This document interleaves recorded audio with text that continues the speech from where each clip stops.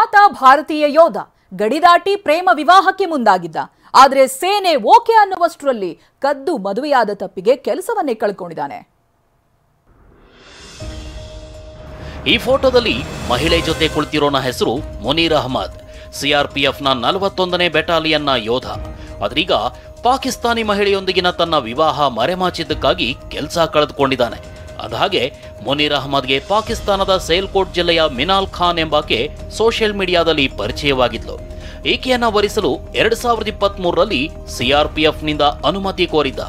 ಆದರೆ ಅನುಮತಿ ದೊರೆಯುವ ಮೊದಲೇ ಕಳೆದ ವರ್ಷ ಮೇ 14ರಂದು ವಿಡಿಯೋ ಕರೆಯ ಮೂಲಕ ವಿವಾಹವಾಗಿದ್ದ. ನಂತರ ವಿಸಿಟಿಂಗ್ ವೀಸಾದಲ್ಲಿ ಭಾರತಕ್ಕೆ ಬಂದಿದ್ದ ಪತ್ನಿ ಮಿನಾಲ್ ಖಾನ್ ದೀರ್ಘಕಾಲಿಕ ವೀಸಾಗೆ ಅರ್ಜಿ ಸಲ್ಲಿಸಿದ್ರು.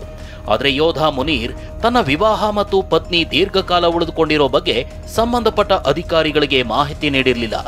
ಹೀಗಾಗಿ ಸೇವಾ ನಡವಳಿಕೆ ಉಲ್ಲಂಘನೆ ಮತ್ತು ರಾಷ್ಟ್ರೀಯ ಭದ್ರತೆ ಧಕ್ಕೆ ಆರೋಪದಲ್ಲಿ ಮುನೀರ್ನನ್ನ ಸೇವೆಯಿಂದ ವಜಾ ಮಾಡಲಾಗಿದೆ. ತನಗೆ ಕುಟುಂಬದೊಂದಿಗೆ ಇರಲು ಅವಕಾಶ ನೀಡಬೇಕು ಅಂತ ಮನವಿ ಮಾಡಿಕೊಂಡಿದ್ದಾಳೆ. Bureau report, TV9.